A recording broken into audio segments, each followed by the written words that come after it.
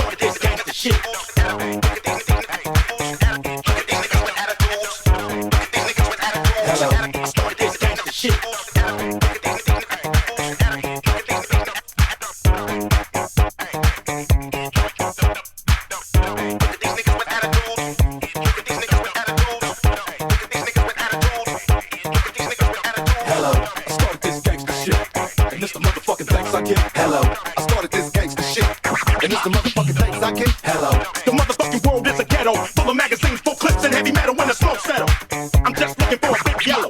In 6-inch stilettos, Dr. Dre. Hello. Percolating, keep 'em waiting while you sitting there hating. Your bitch is hyperventilating, hoping that we penetrating. You get snating, cause I never been to Satan. For hardcore administrating, gangbang affiliating. MC Winner had you wildin' off his own in a whole half a gallon. Get the dialing, 911 emergency, you can tell him. It's my son, he's hurting and he's a felon. On parole for robbery, ain't no copping a plea. Ain't no stopping the G, I'm in the 6, you got to hop in the 3. Company monopoly, you handle shit sloppily, I drop a key properly.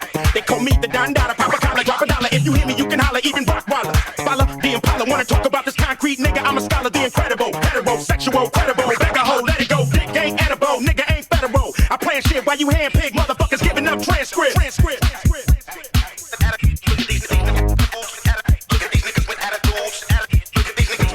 Hello, I started this gangsta shit, and it's the motherfucking thanks I get. Hello, I started this gangsta shit, and it's the motherfucking thanks I get. Feeling blows up your spot.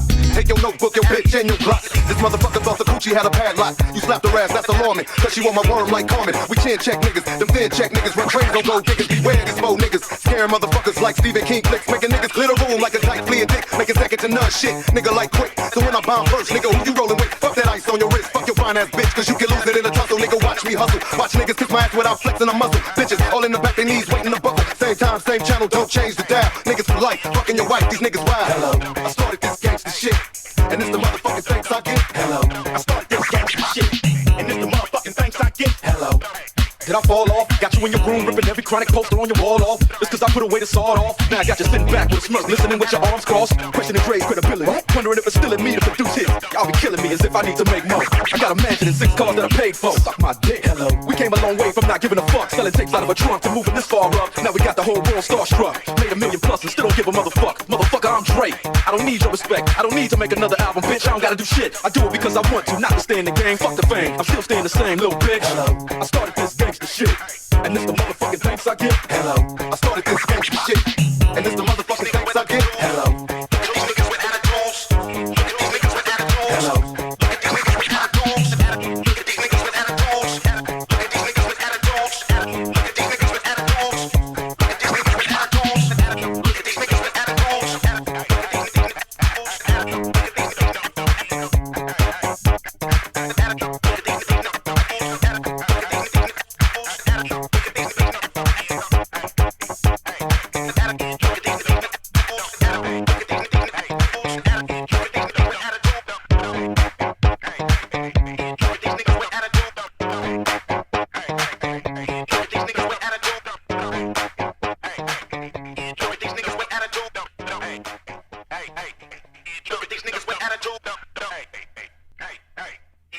niggas with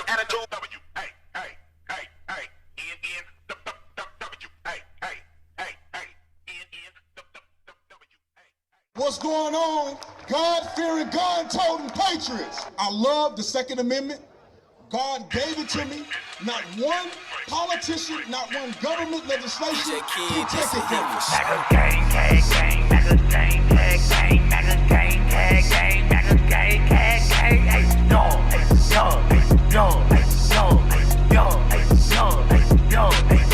I'm a gun-toting patriot, God-fearing patriot. Bryson, why they mad? Cause I'm real and they be faking it. Free speech advocate, it's on my mind, I'm saying it. I'm about to buy another gun and ain't nobody taking it. Gun-toting, Bible reading, God believing, truth speaking American. It's MAGA season, Democrats committing treason. I know they think it's sweet, but you don't know who you dealing with. This for free thinkers only, you ain't got no membership. They free, General Flynn out the cage, cause he innocent. Barton Roger Stone, cause the run know that he innocent. We need to kick out every single illegal immigrant. Mandatory voter ID laws we need to implement. Tell Jussie Smollett that I know this MAGA country.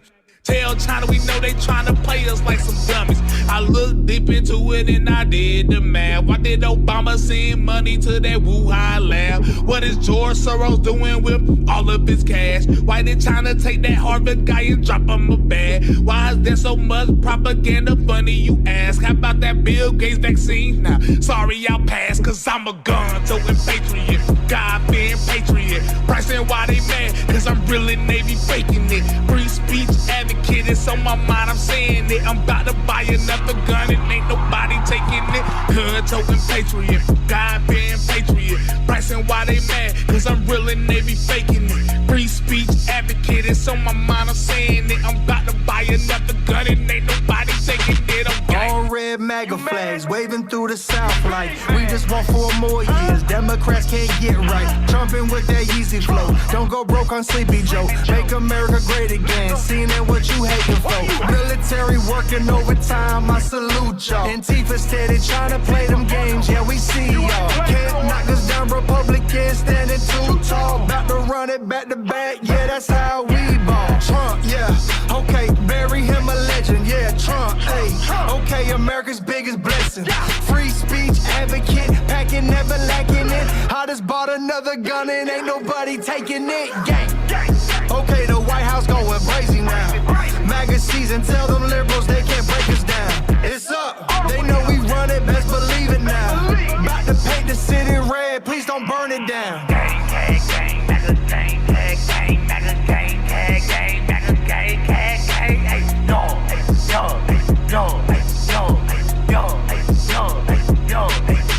I'm a gun-toting patriot, God-fearing patriot. Pricing why they mad, cause I'm real and they be faking it. Free speech advocate, it's on my mind, I'm saying it. I'm about to buy another gun and ain't nobody taking it. And I want to make this clear as well. If you want to come and get my rifle, good luck.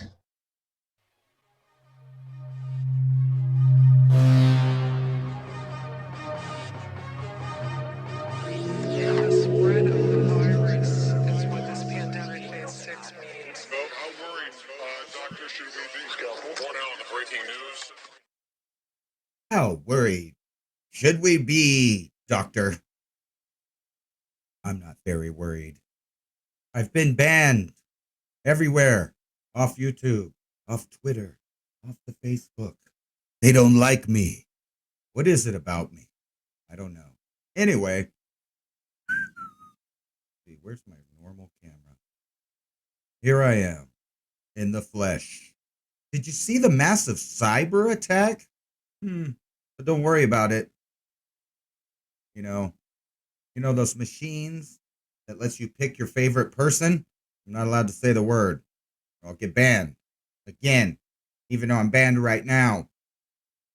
Anyway, we're waiting on David DuByne for many Ice Age conversations. And you guys should check out the new YouTube channel where I will be uploading all of the mini Ice Age conversations from Adapt 2030 on his new channel. That's his channel. I'm just loading the videos up. So there should be an open chat room all day on YouTube, even though you're probably watching this on Brighton. That's how you say that. Whatever. And Facebook, unless they ban this. And then, oh, well, whatever the fuck, man. Oops. I'm sorry. I shouldn't say that. Bad words. They can show everything else, which I got into on my last video. It was too big for Brighton, so I guess I'm going to shrink them and make them all low resolution for you guys. Anyway, I'm going to be uploading on all the other platforms, just trying to get my ducks in a row, to walk in a single file, and all that good stuff. So how's everybody doing with the lockdown? I hope good. And if you're watching this was live on freedomslips.com, not my end of it, but David DuByne's end of it. And we will just wait for him to call. We'll join his show, Mini Ice Age Conversations, Thursday at 10 o'clock Eastern Standard Time on freedomslips.com. One of the only places, evidently, where free speech still is lurking around. It always exists where I'm at, even though now I have to censor myself on YouTube when I get back on there, whatever that is, or with my new channel. Oh, that's right. You can, well, here we go.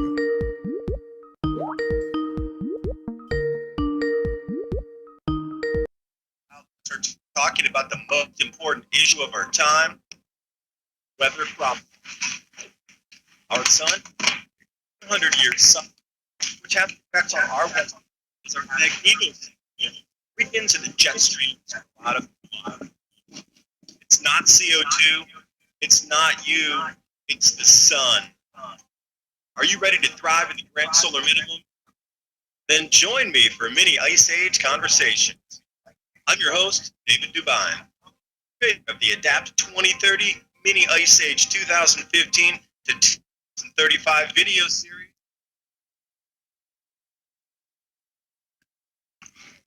And I do welcome you on one of these last shows before the end of what was an exciting 2020. And if you thought 2020 was full of surprises, I do believe 2021 is going to outshine this year in so many energetically, societal change, economy, interactions of humans, what we're permitted to do as we move forward through this next year. Show as we start in, I am with Ransom Godwin, my co-host here. So happy that you're on here, Ransom.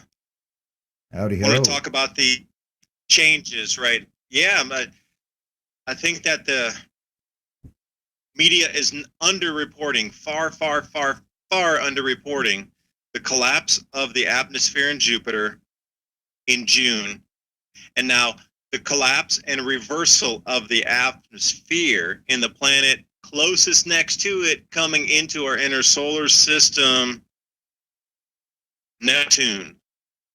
What happens when Uranus starts to go down and they see some atmospheric changes there? I mean, do you think we'd be able to hold the entire populace together once and then what if it's Saturn starts to change? And then you realize it's just a matter of months before we start to map this out of 6 months between these planets starting to have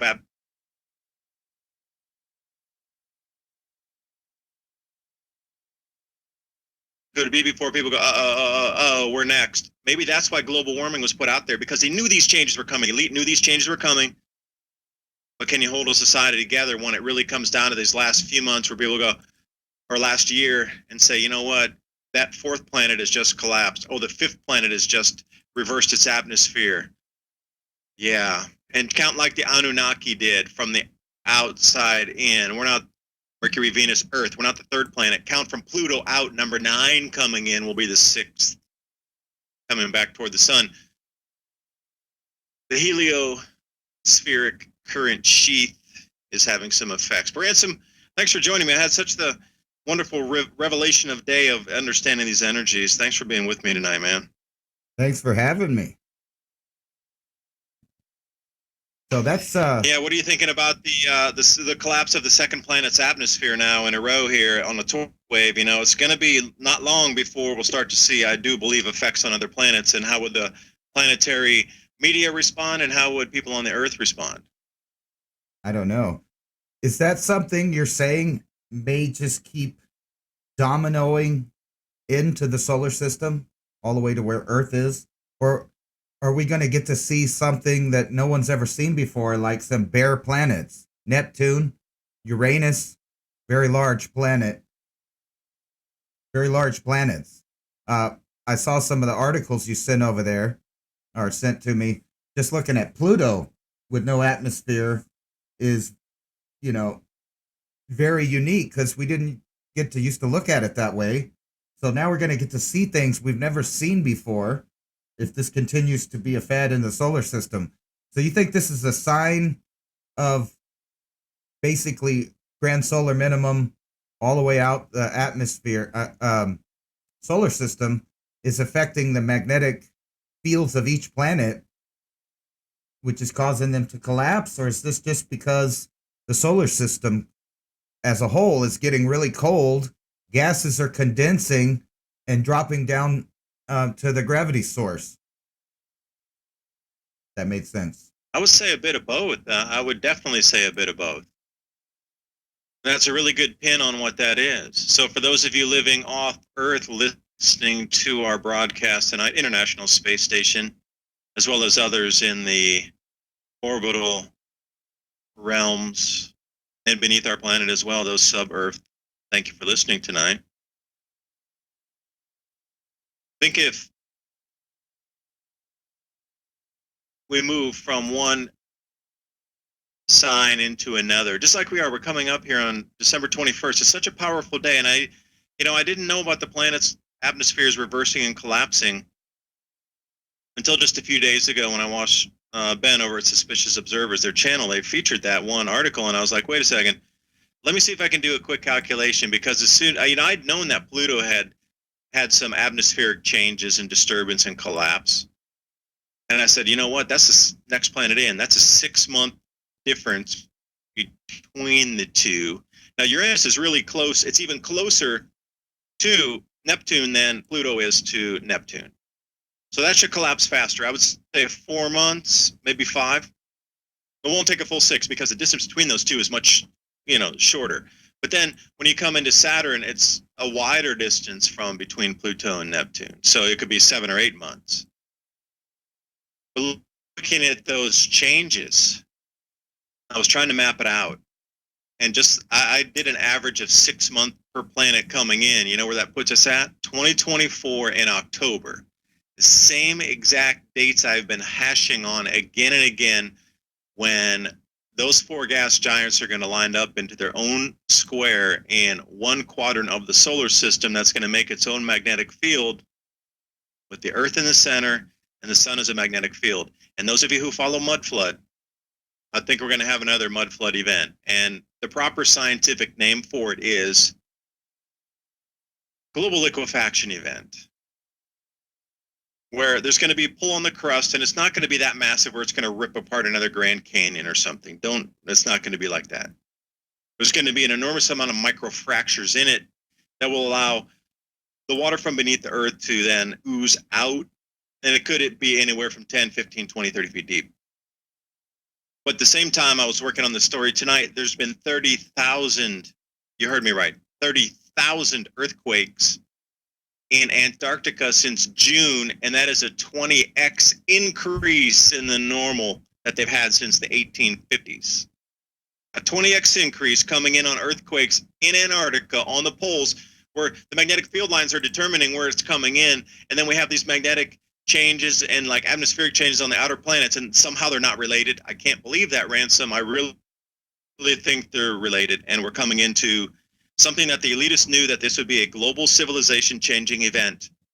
And here we sit at the precipice of global control over humanity, and every move you make within just a couple of years on a multi-thousand-year cycle, it's just too coincidental for my own taste here.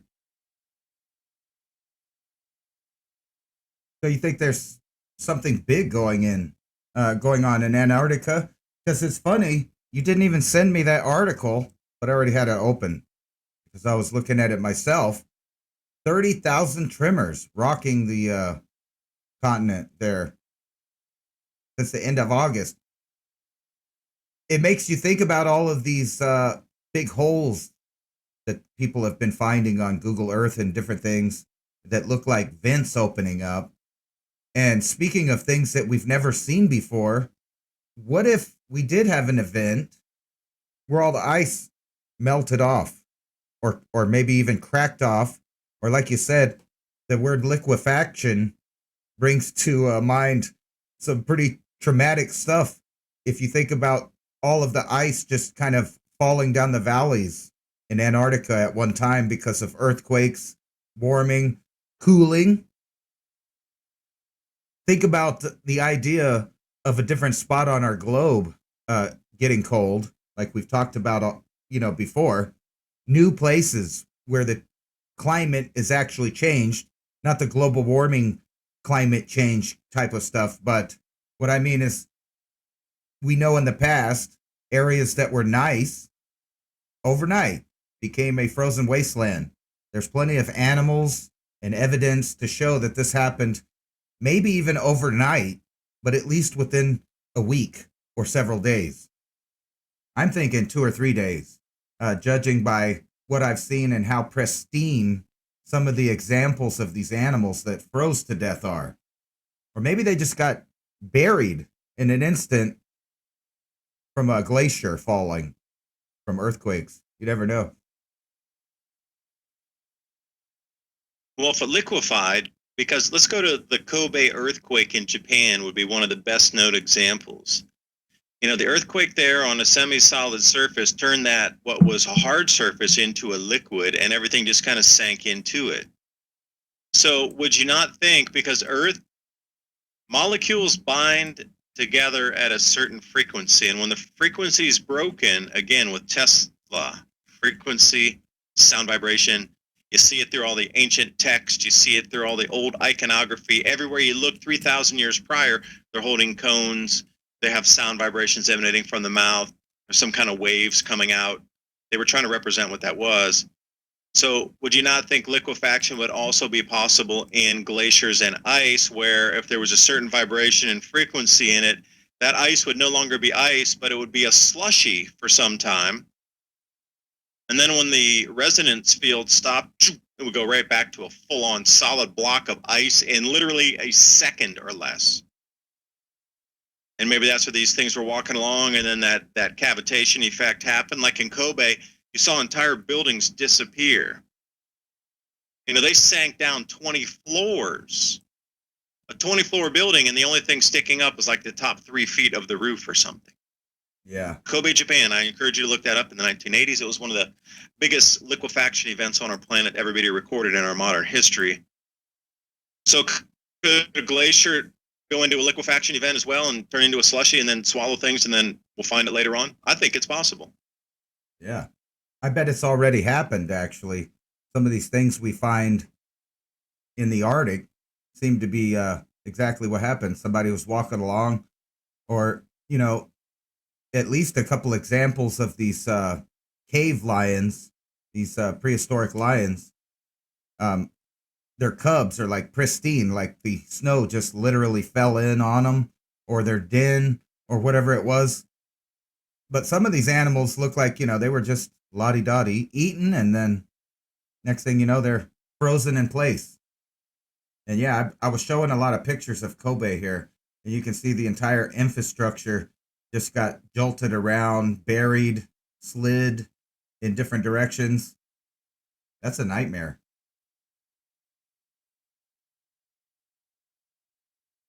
Imagine on a global scale.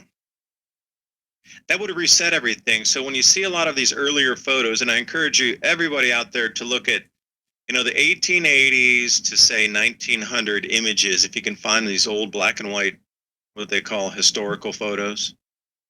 There's very few people on the streets. And you're looking at these gigantically built Greek Parthenons, and there's 2 people on the street riding horses or something.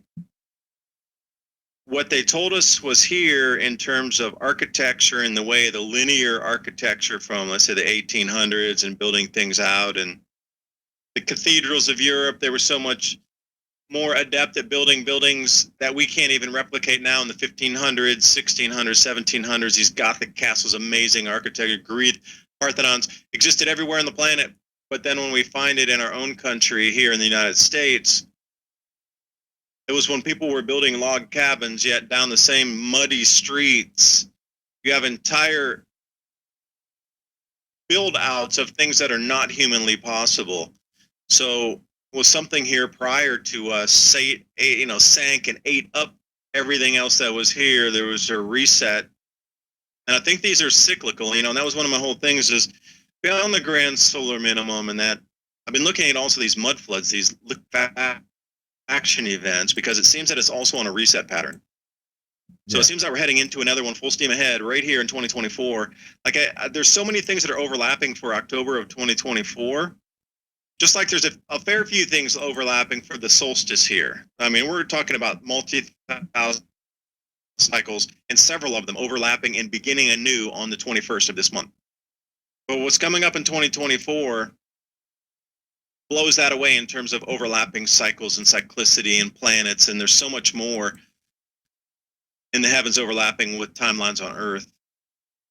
We're in a very exciting time, and I really see why the reset's here now, because the distraction needs to be at the highest levels, because I think people would understand that, wait a second, you had all this info, but you didn't tell anybody? Okay.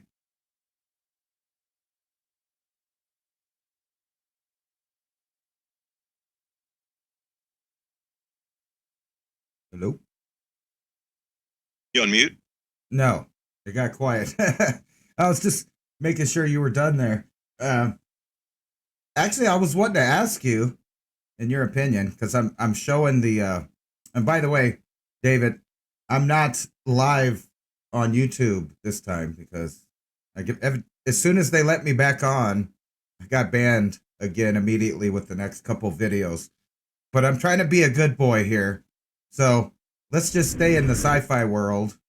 And I want to show this picture of the 2024 lineup. Well, here. where are you? First into this, because now Ransom, hold on a second. Tell us where we can find you right now, because I'm going to go to the feed too. Give us the YouTube, because you've been blocked, banned, removed channels twice, and now you're back up again. So where are we going live tonight so people can see the visuals that you're looking at right here?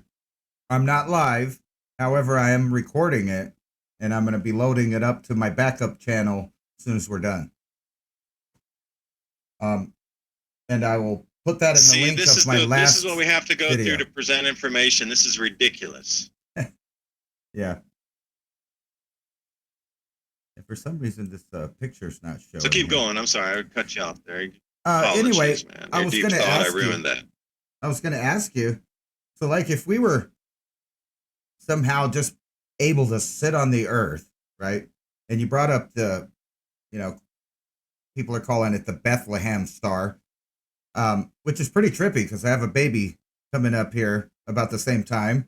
And we're going to be able to look up into the sky. And I've seen that you've made several videos about this on your channel, Adapt 2030. This is going to be something that ancient man really thought was important, from the people that were tracking the planets as gods. This was like a great meeting in the sky, right? And several of these weird things have happened this year. Like, I have some footage of one night when I got up and I realized the moon was directly above me. It was half and half. And in the western sky was Mars, and in the eastern sky was Venus. So you had this 50-50 duality of gods. And I was trying to tell my kid, ancient man would have been out there in complete awe about two gods and the imagery of this duality. But talking about this Bethlehem stars, a lot of people are calling it that, which is basically Saturn and Jupiter are going to be in the same place in the sky on the 21st. Ironically, on the winter solstice, at the beginning of winter, marking a new age, obviously. You imagine what these ancient people would have thought about the great Saturn and Jupiter being in the same spot in the sky. They would have thought this was great importance. So shouldn't we too, in a modern age, take it as kind of not a mythological sign, to get scared of, but a sign of the times about the way our solar system is changing, and use it as a real, I guess, marker to mark this new age coming in. Here we go. Let's check it out. I see some moons. Wow, there it is. Saturn, Jupiter, all its moons. All that's going to be lined up soon. Look at that.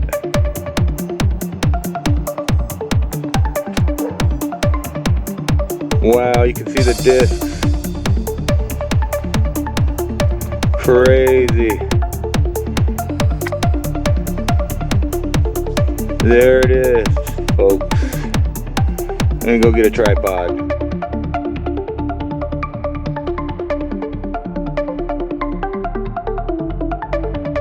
And I wanted to ask you, what would that look like to us here on Earth? All of us with our telescopes, we don't really get to see anything. Do you think there will be a difference in these planets, the visible ones, when their atmosphere collapses? Like, what will Saturn look like to us, or Neptune or Uranus, if we're looking through a telescope, or even the ones that are visible, like Saturn? Will it still shine to Earth? Will it be brighter?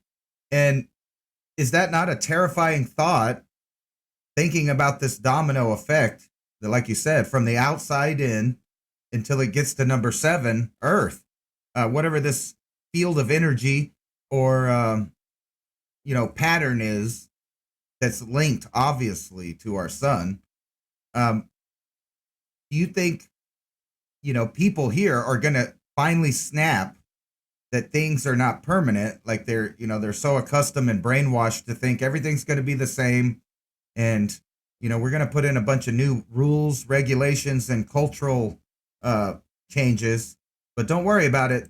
They're not permanent. You just need to do your part. And I think you know what I'm talking about. And I don't want to get too detailed, so when I put it on YouTube, I won't get banned. But I think we all know what I'm talking about.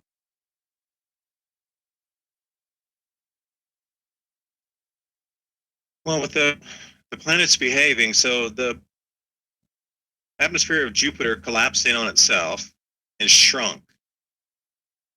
But Neptune reversed. And we've seen also the storms on Jupiter stopping. So the rings on Saturn have been there for time immemorial. So that doesn't seem that it would change.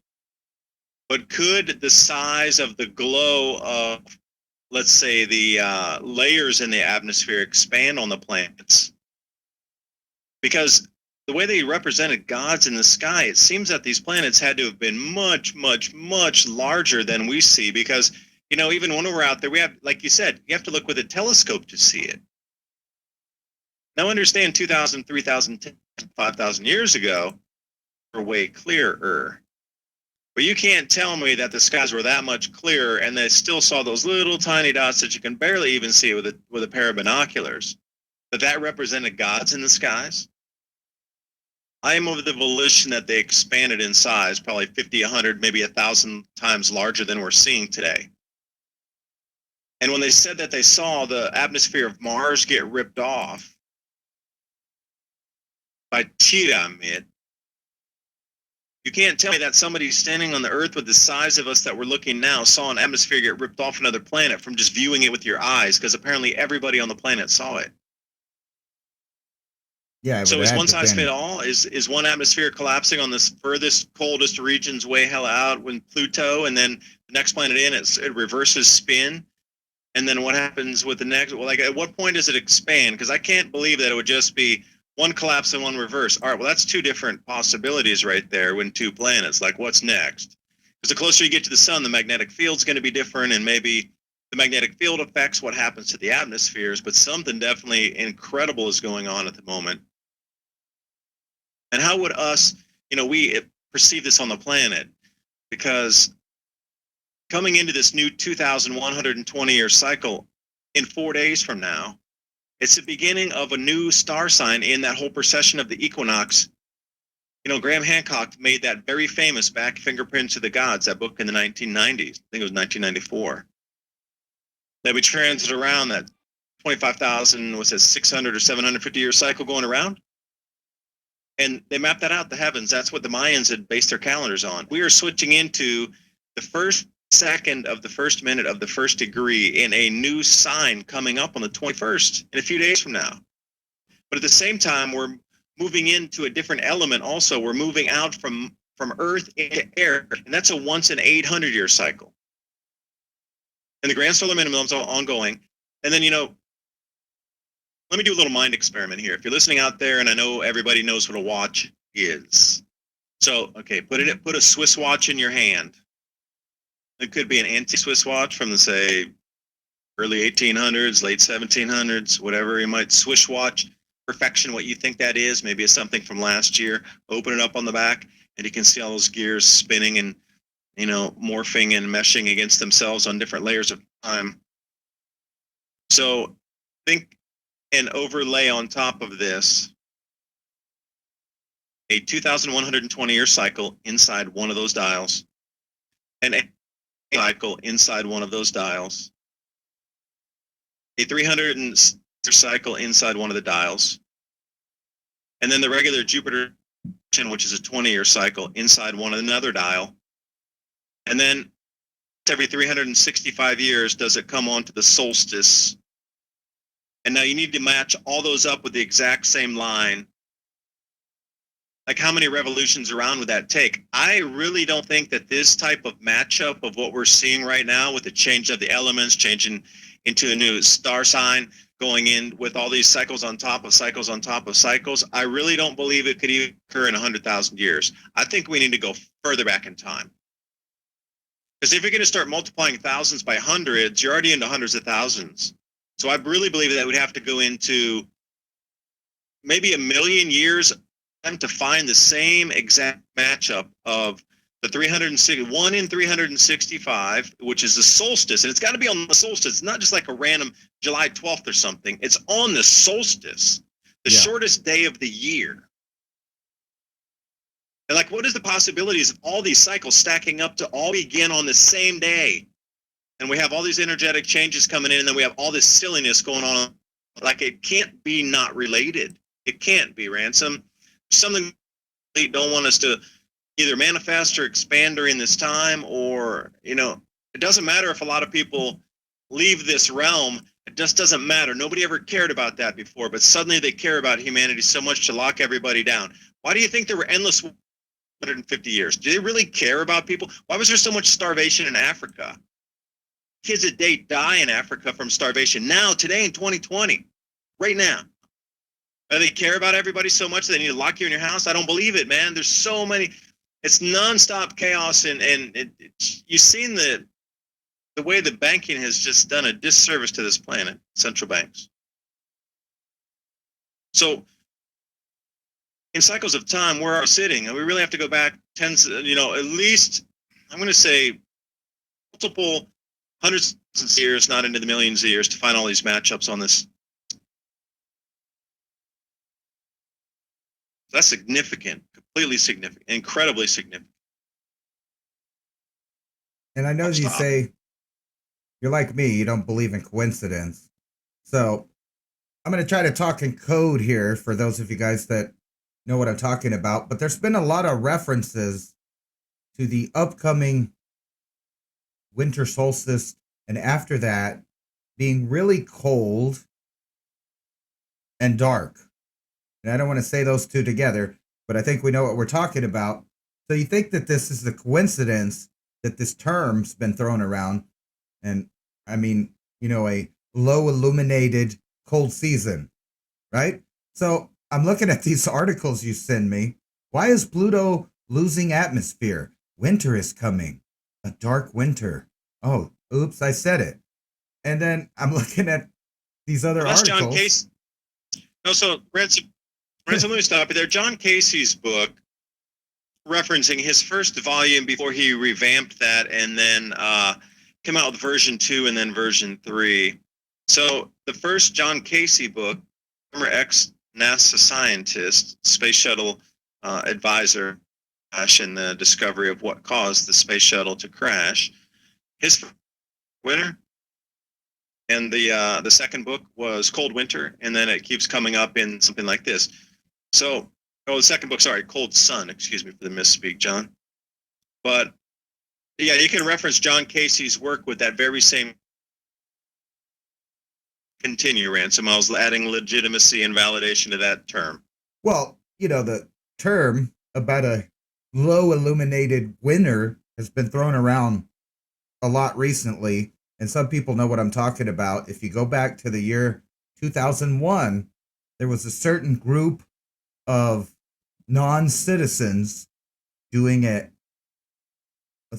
exercise, I guess. I think that's okay to say. They were doing an exercise, and it had the title of winter. And if you know, certain politicians have recently brought up that same phrase.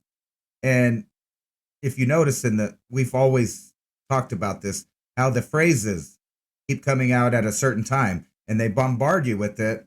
And I would like to invite everybody to have their minds blown, and you can rent it, or however you can watch it, download it if that's legal where you're at, right? But there's a movie called Songbird, right? And it's about now. However, they're trying to say it's the future, and there is a virus going around that's called Corona 23. Actually, it's called the other one, the one with the V, but I don't want to trigger the algorithm when I upload this. So anyway, it's a common cold virus, but they're saying people are dying and whatever.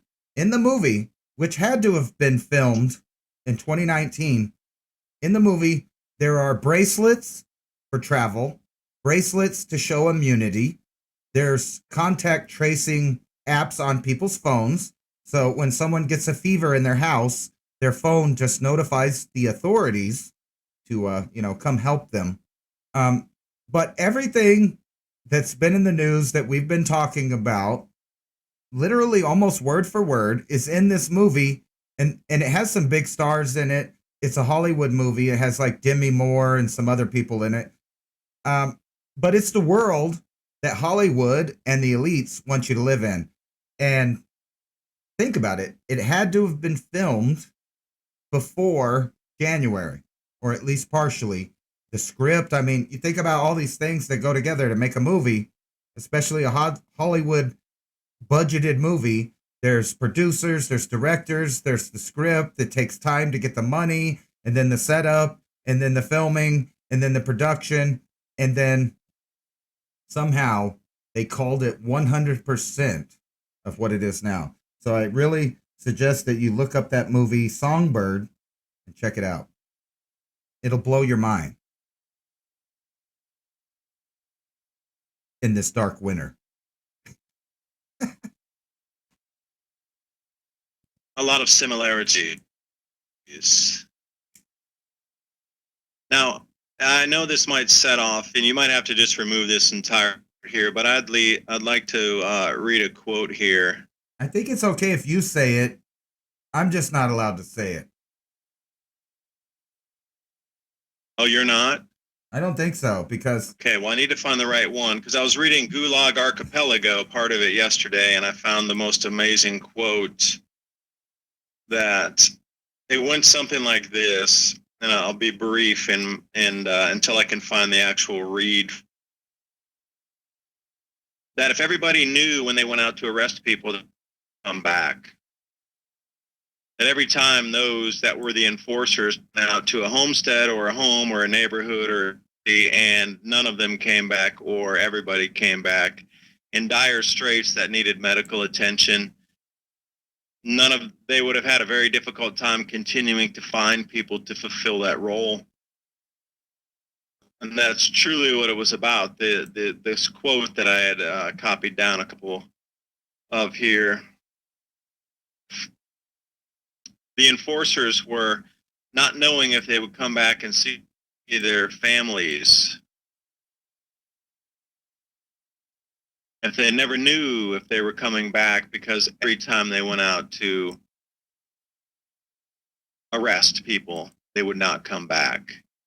And that was the whole thing, is recollection, looking back, writing the book, was during this time that you're describing right now, until the pushback came, and until it came back so ferociously, it continued. And that was his whole thing, was looking back in history, or at that point, saying, you know what, if, what I know now, if they would have said, oh, here we go, quote, this is from Alexander Solzhenitsyn, and how we burned camps later, thinking in our minds, what like if every security operative, when he went out at night to make an arrest, had been uncertain whether he would return alive and had to say goodbye to his family as the last time, for every security operative. Or if during periods of mass arrest, as for example in Leningrad, when they arrested a quarter of the entire city, people had not simply sat there in their layers, howling with terror at every bang of the downstairs door, every step of the staircase. They had nothing left to lose, nothing. And they had boldly set up in their downstairs halls to ambush a half a dozen people with axes, hammers, pokers, and whatever else was at hand in the homes. The organs, the machine, the gulags would have very quickly have suffered a shortage of officers and transport, notwithstanding all of Stalin's thirst. The cursed machine would have ground to a halt. We didn't love freedom enough, and we had no awareness of the situation, and we purely and simply deserved everything afterward.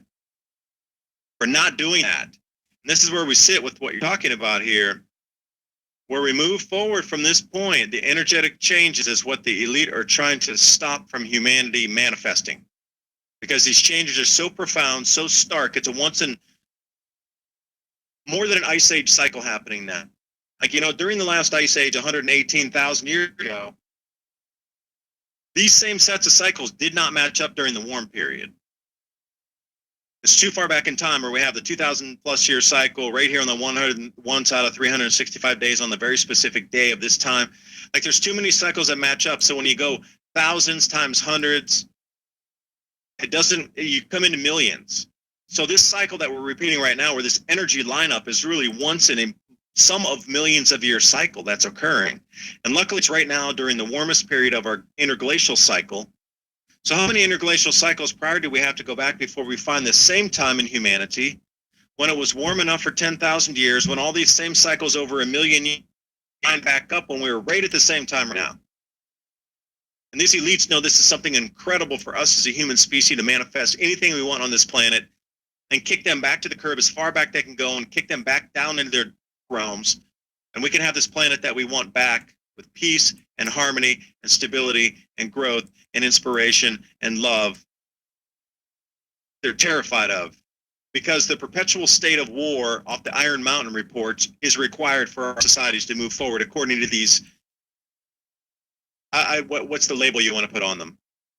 I don't like calling them elite because I don't believe that they rule over me. Although they try to push society to rule over me, I still don't kowtow to their whims. I just don't. The blue bloods. The way we move forward right now, they're trying to stop this greatest of manifestations and I'm going to say evolutions of human mind combining into a one world mind, and not in the one world government of all this garbage that we've been fed, that it's Agenda 2030 garbage, one world this and one world that. Not at all. It's something completely different on a level with Tesla technologies and far above of the harmony, where there's no need to compete with anybody because there's so much of what we can create either out of our thinking realities to manifest it, or using different types of hydrogen on demand technologies, vibrational frequency energy technologies, magnetic motors where we never have to buy power, and everything that we would do now would be 1/1000th of the input of the energy we need, because everything else would be free. This kind of man, and then what would that do with all the free time? Because people would have hopefulness. There would be not so much drug use, and there would not be so much crime, just because it would decide to be completely different at that point. And this is, I think, what the elite are trying to stop. This cycle that we're going into in these next few days is so powerful. So I've been sitting down these last few weeks just going, wow, I'm so excited to get out to my farm and like roll through this change on my farm, like out with the trees and the Sasquatch and whatnot. Yeah. We're at a pivotal point in time, whether you believe these energy changes are going to shift into a new earth and part of us are going to rift off that don't want this chaos, and that whatever's left over here is going to dissect like oil and water separating mixture. If you're on the oil and water separating mixture that stays in the lower realm, whatever that might be, you're going to have to fight tooth and nail. And what they talked about here was Stalin's roundup. You're going to have to understand that if you could look back in the future and say we fought every last one of us to the death before they took us to the camps, that would have changed the entire outcome of what it would have happened. Crap out of your sensors here so you can remove that entire part there out of your video. But that's truly the way it is. You fight now or there's no more fight left. When they come to take your families and they come to round you up, there's nobody leaves that porch alive, period. That's where it needs to go right now, or you vibrate off this existence and come into this different realm. I think this is where the splits happen now. It could go either way or it goes both ways. It stays together and it moves in a parallel fashion, whatever. But the way this society is moving, learn from the past, specifically Stalin, Pol Pot, Mao. If they would have known what would have happened to their families and their societies, they would have fought every last one of those enforcers coming in. Everyone would have never made it home to see their families. I mean, that's too dark to talk about, but that's the reality we face. There's two realities happening at the same time here. This reality, if we come together and you can ride these energies forward, or if you can't ride the energies out of this, then you're going to have to fight your existence to keep out of the camps or whatever. I'm going to ride the wave out. I'll see you later, you know? Maybe I'll be here next week. Maybe I won't. Well, I'm going to Earth. Some people think it's all sci-fi what you're talking about. A large portion of the population out there right now.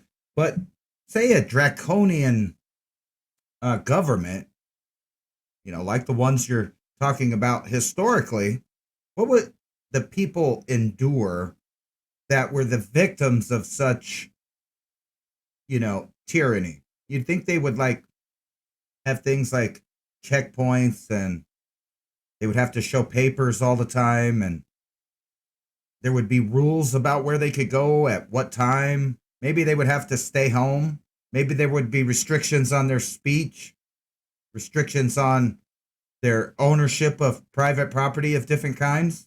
I mean, some would argue we've been in that position for quite some time, but for some reason, the cog has been in the wheel there, and we've somehow stopped that here. But I fear with recent events, I'm not saying they're real, they're sci-fi.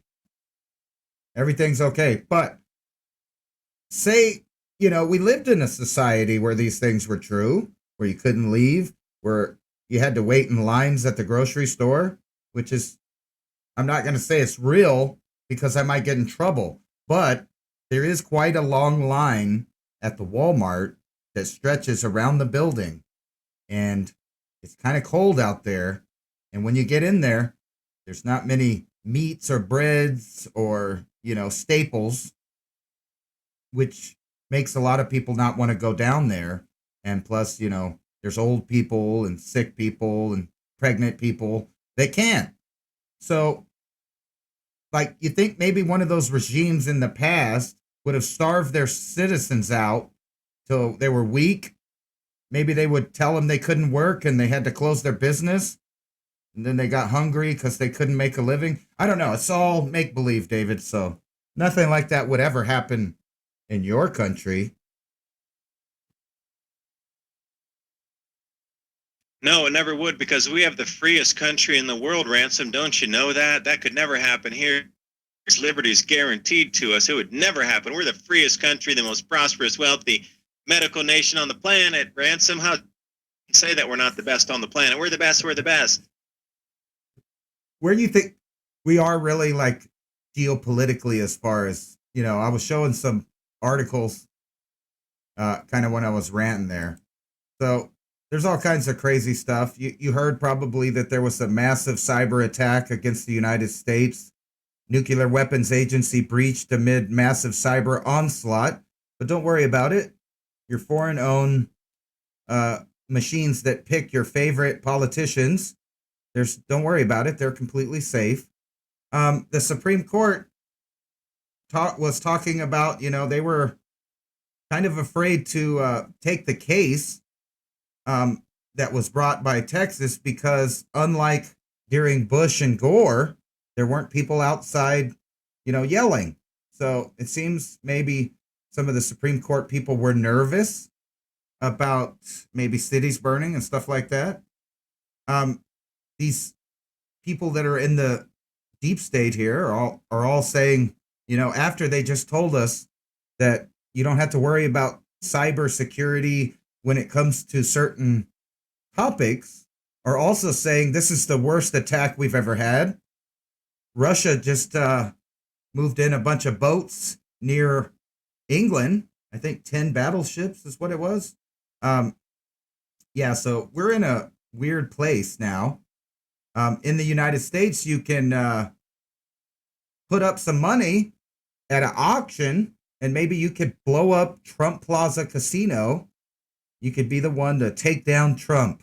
That's a real thing. That's happening. And FBI is having shootouts with people all over the place. A lot of weird things are happening in our government right now. But here, this is what I was talking about. Putin sends 10 warships to British waters, and you could just keep going. There's lots of weird stuff happening. Do you think all of this is just the pieces being moved around for the final preparations of what's going down right now in the next year or two? I'm thinking. I think this is a really religious thing up in the sky for certain people. And I'm not talking about Christians, but this alignment of not only 2024, but if you look at that little picture, it's kind of like a sacred geometry thing. And then, just for the benefit of ancient religions, you have Saturn and Jupiter. It seems like one of those things, and the elite are really into that kind of stuff. So it'll be on the winter solstice 2020. And by the way, if you guys have been watching my channel, I was totally right. And 2020 was the year that the elite came out into the open. They're no longer in a cult because hindsight is 2020. For sure. Yeah, I would say just a quick thing. Like I said last week, millionaires do not follow astrology. Billionaires do. Right. They understand the cycles. They understand the energies. Because I had a really good conversation with somebody who's super deep into astrology, and they knew my work too. And they put it this way, we're talking about the exact same thing with the energetic changes. So after my conversation, I came to the conclusion that astrology is about mapping out the birth currents in our stars. The current inflow into the star, our star, sun, as it transits through other energetic star areas, constellations, as we go through the zodiac, like the precession of the equinoxes. Roll around through the different Aquarius is an energetic, we're going through a Birkeland current that is incredibly charged. It's a highly charged region of space where we're running through this higher voltage, higher current area in space. This is why they always talk about it being on a lightning bolt of Aquarius. Having that incredible conversation about how energies move, and then describing each individual star sign, not in the way of people behavior, but the energetic of it. So you could very clearly see that there were increased energetics, decreased energetics, but that would go through how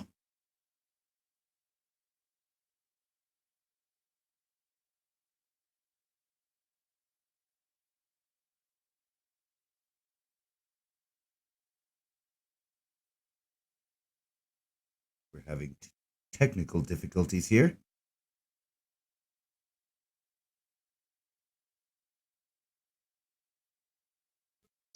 these new energetic realms. So earth into air is nothing more than explaining how the earth is going to react to these new energies in a new Birkeland current as we get into a higher energetic state of more voltage, higher charge in space, how the earth's going to react to it.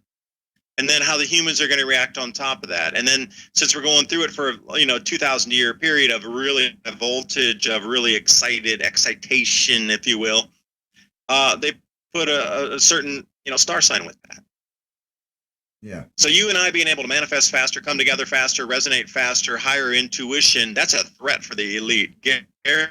Guaranteed that's a threat. So if they could minimize the population, so imagine 8 billion people that can manifest level of the highest manifestors on our planet, like the billionaires now, or whatever kind of gurus or whoever you think is an incredible manifestor in the way they've created their life. Possessions, monetary, could be love, spirituality, people, movements, whatever that is that you think people have created. If everybody has that same ability of the highest manifestors on our planet now, and that's the base level, then the elite have no chance of staying in power and controlling anybody. because the base level of what the highest powers of manifestation on our planet, if that's the base level of manifestation, then there's zero chance that these elite are going to stay in power.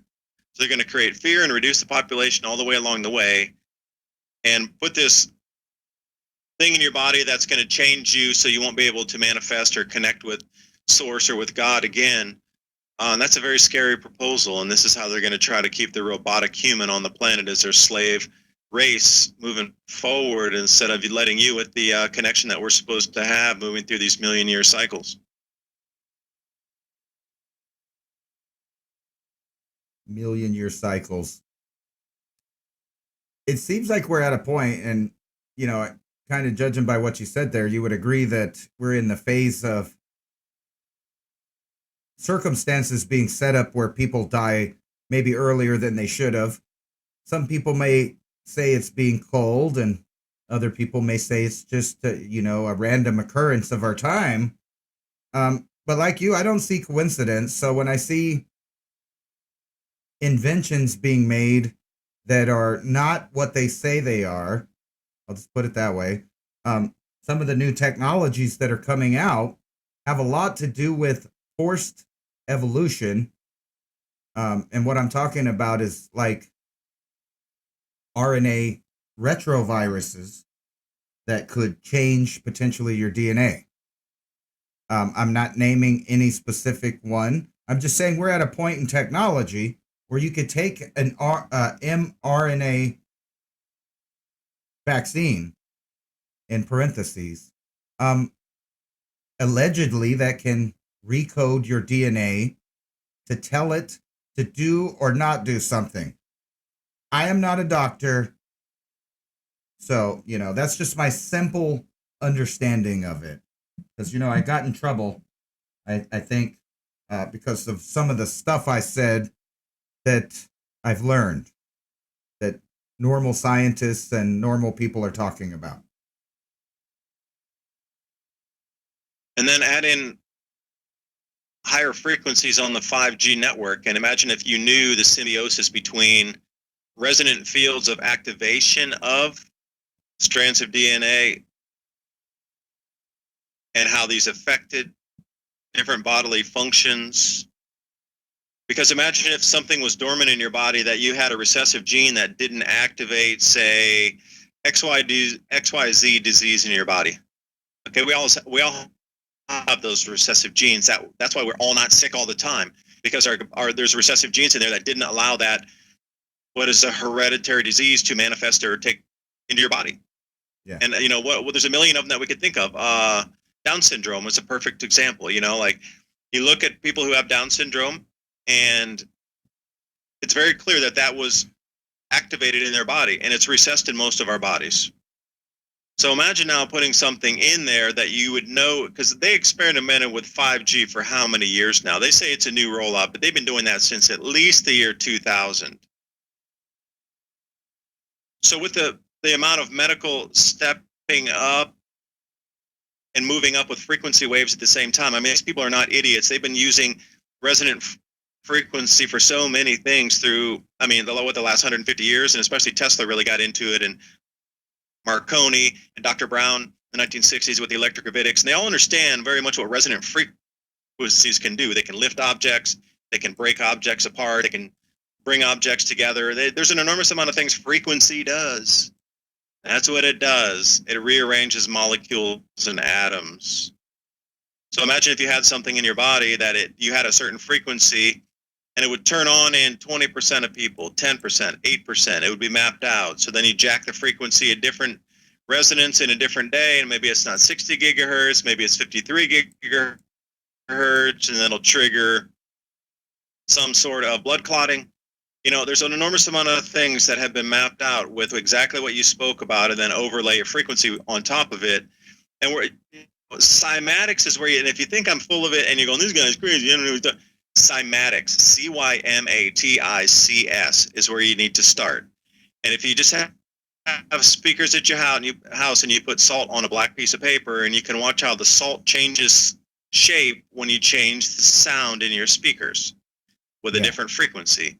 You can start off at maybe like 100 hertz and then move it to 250 hertz, then move it to 528 hertz, and then you'll see how it'll move and change. Then put it like 740 and bring it up, and then you'll see how the salt rearranges itself on that. It's following the sound wave. Now we're talking about hertz. We're not even to the kilohertz. We're not even into the megahertz or the gigahertz, which is 5G's running on. So if you can see that much change with what you're doing with a simple speaker in your house, going from simple hertz from like 528, which is pure love, up to like 720. You can see the pattern change. And we are talking speakers in your house. So what happens when you're multiplying it by not only thousands, but tens of thousands, tens of millions of times larger, stronger than that? What do you think it's going to do to the body? Like, they know the frequencies. They've been mapped out, because before there was a huge thing about mapping out every single frequency from 1 hertz up to 10,000 hertz and what the different signs, the different shapes it would make. Like, if they've done that in the 1950s, as mapped out 1 to 10,000, where do you think we've come in the last 80 years of mapping out frequency and what it does to the human body and what it can do with different cells and RMNA or mRNA, and what it does with your DNA and what it does with water molecules in your body, what it does with your cells, with your fat cells, everything? Do you think that's not mapped out from here to come and kingdom come back and forth 60 times over? I'm sure it's so far beyond what even I've described to you that I can't even comprehend what's already been done with the experimentation with frequency. And you want to put that in your body? Good luck. I'm trying to escape the 5G frequency by moving way, way, way, way, way out in the countryside. I'm trying to get out of the grid. I don't want that thing anywhere near me, let alone they're trying to put all this other stuff in on top with metals and things. Oh, it's insane what's going on. There's a definite agenda to stop us from resonating and increasing and do some sort of morphological change, whatever it is that comes on these massive million-year cycles. They're trying to stop that for some reason. Maybe their slave race got away from them. Human hybrid got too smart too fast, and the energy waves coming. Now the human hybrid race is going to take over us, the creators. Oops, sorry, Anunnaki. You can kiss my ass.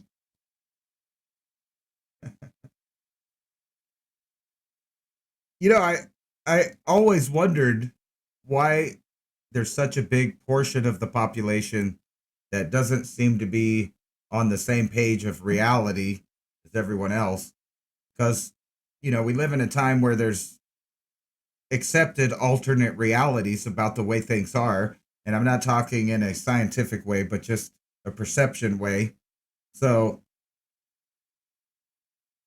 it seems that this change has already been going on for some time. And I've been thinking about how, when you read a book and they show you a gun, or they talk about a gun, or even in a movie, and then they show you the gun, that gun is going to be used later. So when you see Hollywood news articles about what they think they may be able to do in a few years, and then you look at stuff like what I'm showing right now, if I could get the right thing, is basically like Buck Rogers kind. Yeah, well, they're trying to give you this alternate reality where, they can fix everything with an antivirus, basically. Like, say I've used Bill Gates as an example. He made his empire on having software that was vulnerable to attack from viruses. So he made, another whole revolution of a software to keep you occupied buying protection for your codes and your information at your house. And I could say that you could take that example of the computer revolution and Bill Gates specifically, and now maybe put that into another industry that the same parties have interest in that might be using the same business plan. Now, what was that business plan? That was to have programs that were susceptible to attack so they could sell more programs to protect you from them.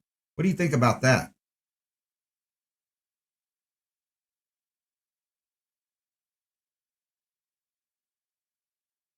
Yeah, I dropped off there for a second. I was basically talking about, But yeah, I understood what you were saying, but what is the weaponry of the future? I mean, when these things that they show us is that they're trying to pre-program the mind to allow you or make you manifest it because we're coming into this higher reality here. I think that's a or is it big they're part trying of to it. show you and mind game you that we have these already and they're trying to control you? I've seen a lot of things where they're trying to say there's more, they have more technology and more power than they actually do to try to make you think that they have that much extra power technology. Not sure. Well, I was thinking about that on the same trip about manifesting. If you could just keep someone occupied, that's agreed upon that that's a real thing. It's in several different sciences. You could call it mind over matter. But the fact is that the more people concentrate on something, it will become a reality or at least be affected. So if there were something positive out there right now, say with the changing of all this stuff, something very important for the evolution of our mind and spirit, if you didn't want people to get to that same level, you would keep them distracted with a different program, obviously. But not only that, like you said, one step further, that's arranging all the sheep basically to, manifest something they want, their idea. All they have to do is keep you thinking about it, keep you afraid of it, and keep you believing in it and participating in their alternate reality until, lo and behold, you go outside and the world's closed down because their reality's real now.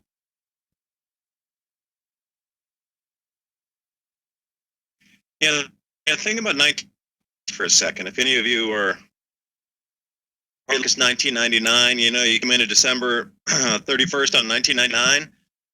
Remember that change of into the new century, the new millennia? It was such a hopeful time. It was such a great experience. It was such a beautiful, energetic time. But you know what? The entire news media, what did you hear? Terrorists, terrorists, terrorists, terrorists, terrorists, terrorists, terrorists. Bombing could be terrorists, terrorists, stabbing terrorists, terrorists, terrorists. It's going to be dangerous, dangerous, dangerous, dangerous. Don't go outside. Dangerous, dangerous, terrorists, terrorists, terrorists. That's all you heard leading up to that time. Yeah. And not it only could have that, been the most epic street party of the planet forever. But all it was leading up into that time was just complete fear for 6 months leading up into that because they didn't want people going out. They didn't want people celebrating. They didn't want that pure euphoria. So imagine 6 months leading into it, all they would have said is like, this is going to be the greatest time ever for humanity to come together. It's the most beautiful time. Celebrate as much as you can. Connect to your other human next out to you. Connect to your brother, sister, people in the city. Reach out. Be friends, be neighbors, and if that would have been the message leading up to December 31st, that changeover into the new millennia would have been such the different experience. But the way the media put it out there is just this it's all going to be terrorists. Look out, report something. If you see something, say something, get on the phone, hey, look out for a bomber, all this stuff. And the same with the 2012 thing with the Mayans. They got everybody focused on that, so it didn't happen, and they're like, well, nothing's going to happen now. Imagine if 2012 would have been this year with all these changes coming up in and now with with all these cycle changes and the planet's atmosphere is collapsing, and we're coming in and now, this would have been the 2012. Like if this would have been 2012 year, there would have been a hugely different response. But because it's not a Mayan calendar countdown, people just can't see the changes. You know what I mean? That's how brainwashed everybody is. Massive changes going on here, so far beyond anything we can comprehend. I feel like beyond a kindergarten, I feel like I was the first day of birth trying to understand how the solar system, this galactic arms work. People might go, well, you know a lot about stuff. And I really know nothing. I feel like I've been born the first day and taking my first breath trying to understand how this universe and how these energies interlap on each other and overlap on each other and what the cyclic changes are, how they help, how they upgrade. I'm just still trying to figure it out. I really know nothing. And we come into this greatest time of change and I'm still going, what is this all about here? Because if this would have been the Mayan calendar, people would have been on their knees praying to the heavens right now. But because it's not 2012, doesn't matter. Keep going, put a mask on and don't say anything. Like there's not any there's no mainstream media coverage of these changes going on. Everything was about 2012 in the Mayas. Remember that? Like it was so pushed, so hyped, so everything over the top. And then it was really nothing. But now, imagine if that same hype and push had come now. Oh, there would be an entirely different feeling on the planet. People would give up their possessions. They wouldn't care. It would be like, I don't care about, it's just about now. Let's about amend everything.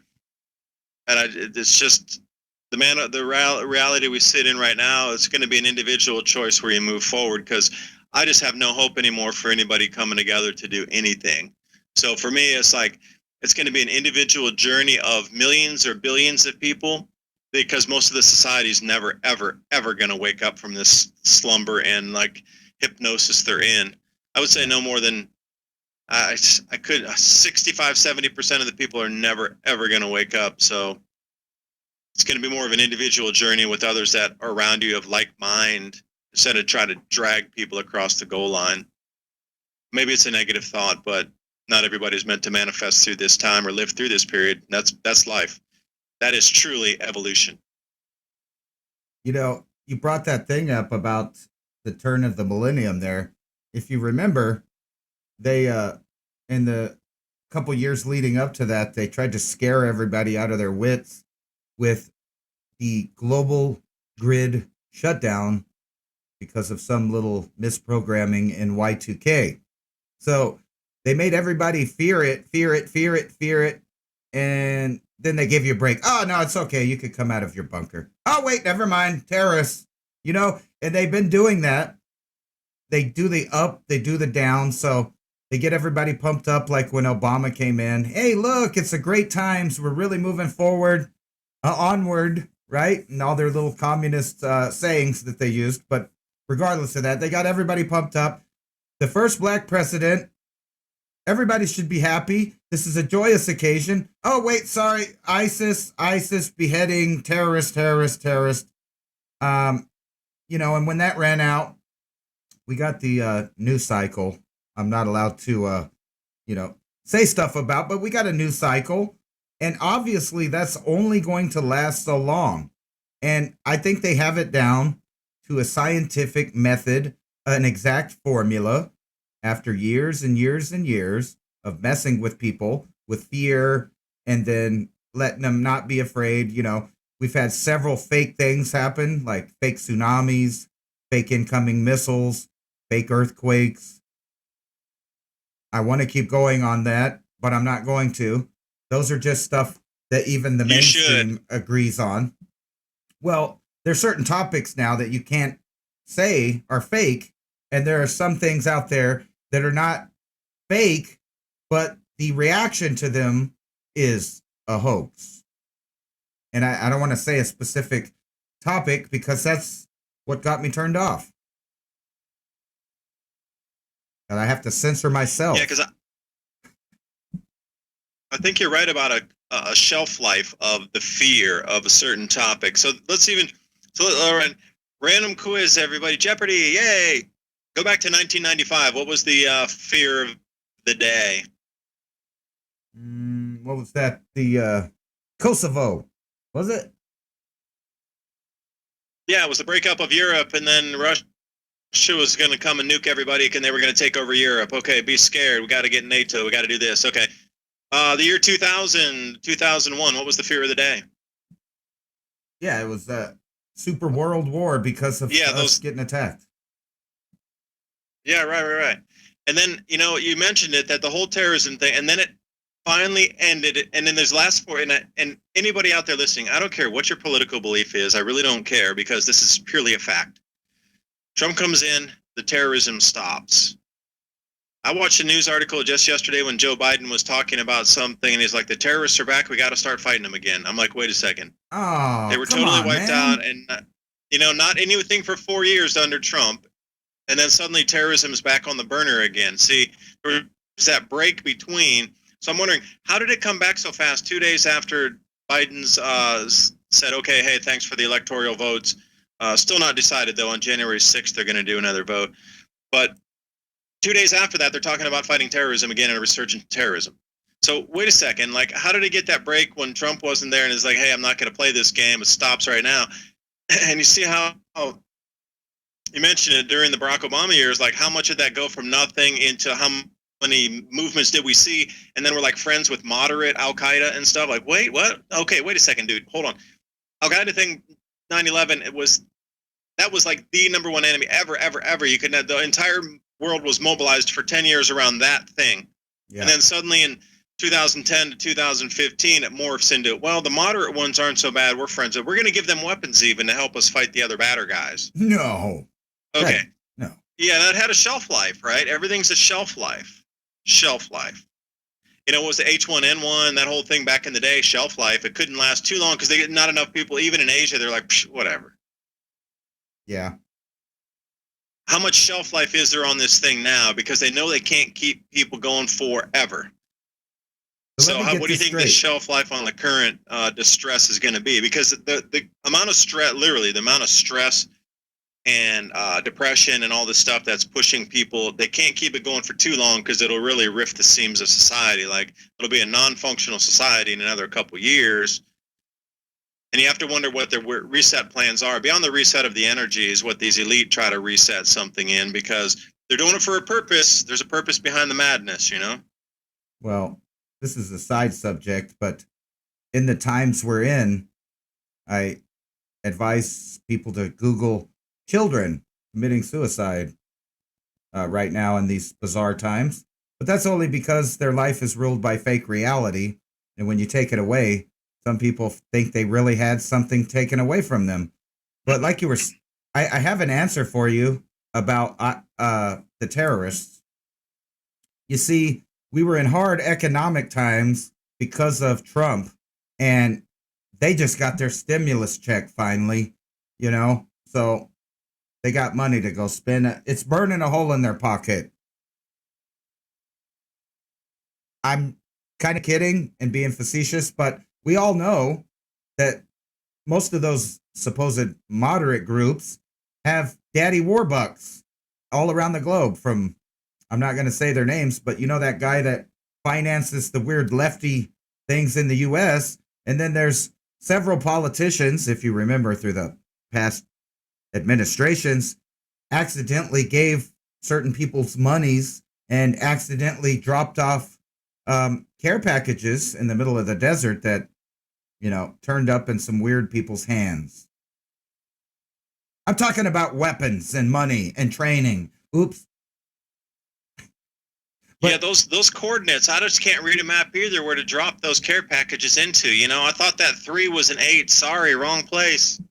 You know, it's unfortunate over there at Benghazi, that poor thing that happened because of a video. But another unfortunate thing is there just so happened to be a large stockpile of Stinger missiles and different kinds of missiles. They're stored at that facility that just ran off. They grew legs and ran off. They're still out there, that stuff. It didn't go away. Just waiting for the right time. You know, you could keep a bar of gold. I knew well, maybe I shouldn't tell the story. Okay, well, this is a fictional story, a fictitious story. You think they knew? Some people back in the 1930s knew that the gold was going to be confiscated, and they ended up burying it, not turning it in, and then they waited in a whole nother generation and a half, and then turned it over to their family members in the late 1970s, and then they were able to sell it, not only as just the gold value, but the collectible coin value at that time. I got a question for you. It's the same thing. It gains value the longer you keep it in working condition, in pristine condition. How did all those people over there, those moderates you were talking about, they seem to have knew there was going to be a viral outbreak. You notice they were wearing all those masks for years there, right before, and now everybody's got to wear them. Sorry, that's a little bit of humor. Well, no, you have to put a mask on to go into a bank now, which is funny, I think. Well, that is kind of weird, you know. 100 years ago, the bank got robbed by people in masks. Now people in masks are getting robbed by the bank. Well, they were getting robbed by the banks, regardless they have masks on. It's crazy. Hey, speaking of getting robbed, here, let me talk to you about Article 44. Anybody know what Article 44 is out there? It's the new way they're going to term martial law. Authorized military issues and orders. So let me read you a little something here. Now, with since you were talking about Obama, he signed a couple executive orders there where military can come in and let me see, freeze assets and seize assets, and this included you as your body and anything in your house that it could deem usable for a national emergency. And the splitting of the hair is an authorized state of emergency or not. So let me read you a little something here. I've been really looking into this because if martial law does come to the States or there's some kind of active emergency, these people are going to try to take control, and the military is going to be able to roll out and do an enormous amount of things. And it's going to be termed Article 44, Article 44. They'll never call it martial law. Are you kidding me? They'll never do that. So Article 44 is what you need to look up in the comparison of the power of what martial law is versus Article 44. They're basically the same thing. There's only two differences in it. But here's the thing I found the most fascinating out of anything ever. So please glue your ears to what I'm going to read to you. Canning at home. Now you understand the military can come in and seize anything out of your home they want to. Yeah. Especially food. They're looking for factory produced foods, MREs, and things that preppers will hold. And if you're a prepper and you've spoken anywhere on any social media platform about being a prepper, you're already on a list that they've targeted that they're going to come to your house and get your stuff. You already know that, right? So here's the greatest thing I found out of this. I'll read you another quote here. The greatest benefit to home canning your food is that in a martial law assigned situation, military member typically stay away from home canned foods due to the risk that they feel that there could be botulism associated with home canning. While searching your stash, they're going to be looking for commercially canned, boxed and processed, freeze-dried foods, and any or other all factory-produced shelf-keeping food. The idea alone is wise. Protect your family supply. And also, here's another tip. Consider hiding small stashes of food in your unexpected places like rooms or closets, obviously away from the main kitchen, but tuck food rations into the pockets of your clothes hanging in your closet and in your dresser drawers. Wow. They're not going to spend the time to go through every shirt and look for stuff. They're going for the big raid. Now, if you don't get taken away during the raid, you'll still have your food in the house and whatever. But I found that most interesting that the military was told to stay away from canned foods, home canned foods. So if that's all you have in your pantry and they rock in and you have, 500 jars of canned food, they're not going to take a single one of those. Protocol does not allow them to. Possibility of being sick. Now, would they be just downright, would they break all of that just to be that way? I'm not sure. Or would they just go, we can't take this, you're lucky. But would they say, well, you got all this food now, we're going to leave you here? And that's another whole thing too. So moving into these situations where things are very awry and squirrely right now, and it seems like they understand that they controlled everybody in the cities. If you're in a city, I'm sorry, you're stuck. You're not going to get out unless you get out now, like now, yesterday, now, and you take everything now and you never go back. You're going to get locked in the next 2 months, and you're never going to get out. If you get out to this countryside and you're actually out there producing your own food and whatnot, eventually they're going to do sweeps of the countryside, and they're going to go try to get all of the goods and services or the goods, I should say, out of people that have been preparing in the countryside. Problem is, those executive orders that Obama had written down, they're allowed to take you as a person to help in the effort. So they could come into your house and say, all right, we're going to take all your food. And this is scenario one. They come in your house and like, look at all this MREs and look at all this stored food. Awesome. We're taking all of it. And you're coming with us too. Another body help us confiscate food from other places. And you're like, no, I want to go. You're shot on site. You're not arrested. You're shot on site. Scenario number two, they come into your house. All you have is like 800 jars of canned food, and everything's like stacked food, and you got all kind of things in straw. You got your pumpkins over here. You got your apples over there. The potatoes are over here. It's all in straw in boxes and down in a root cellar. They're not going to touch that. But you're still a person. You're coming with us. If you resist, you're shot on.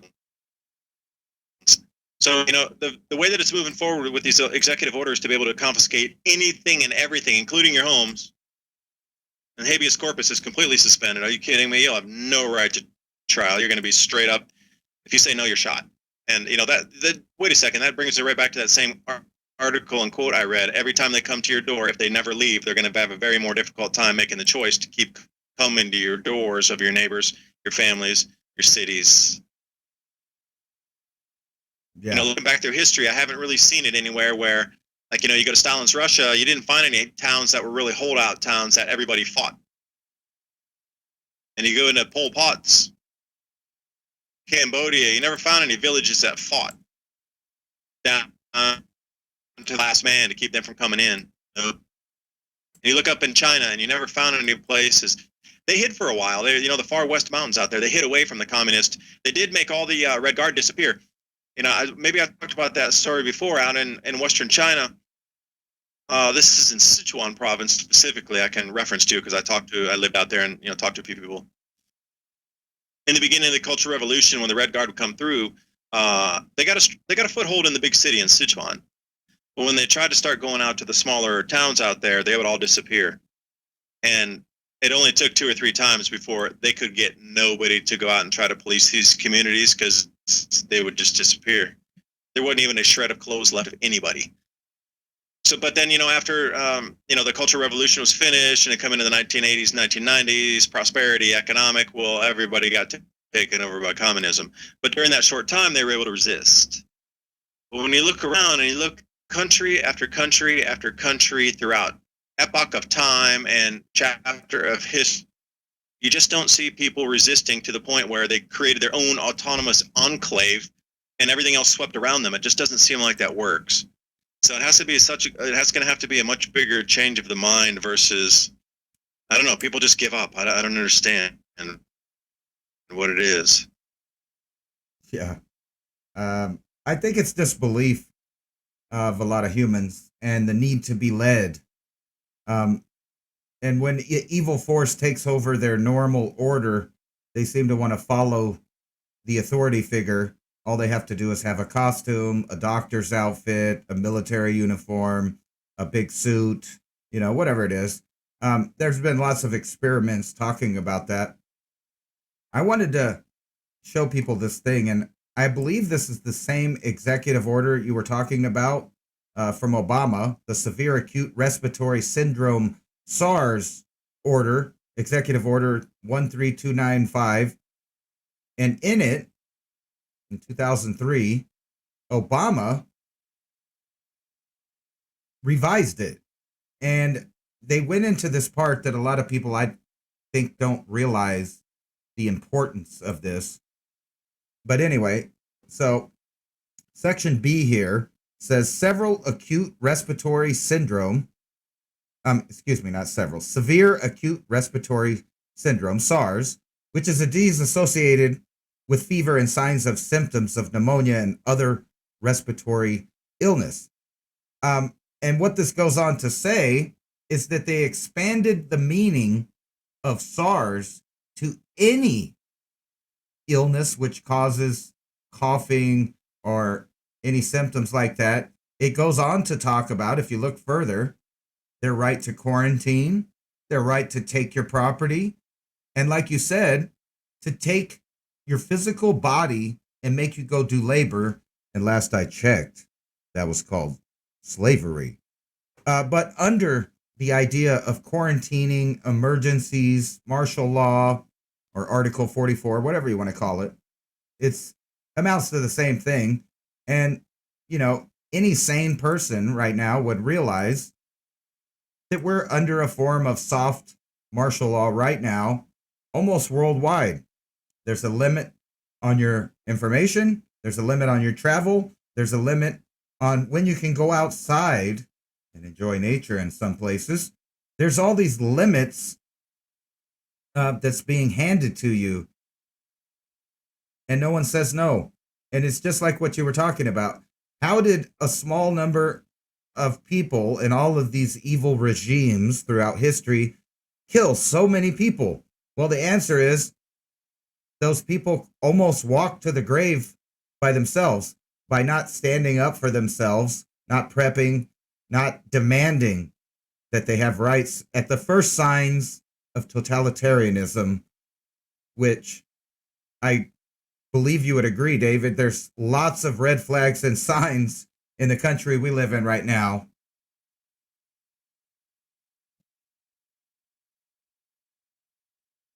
If what you talked about taking people away and making them work against their will is called slavery, do I get reparations too?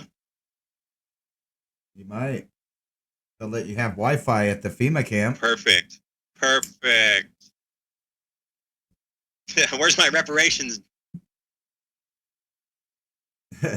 I don't know. I don't I understand. think we're living in a, I'm hopeful that we're in. Yeah, go ahead. Go ahead. No, I was going to say I've never understood the idea of trying to get reparations out of generations that are hundreds of years removed. That's like me starting to claim that the Queen of England and the Windsor family should pay me tons and tons of gold because my great ancestor was the king, King Herod, in England before his son was the Earl of Godwin, and they lost the throne and blah, blah, blah. Should I get reparations from 1,000 years ago from the royal family?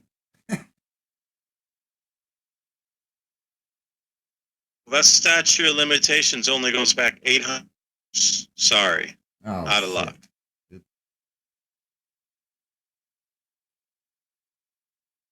Quite the time period. Didn't you say something about an 800-year cycle? I sure did.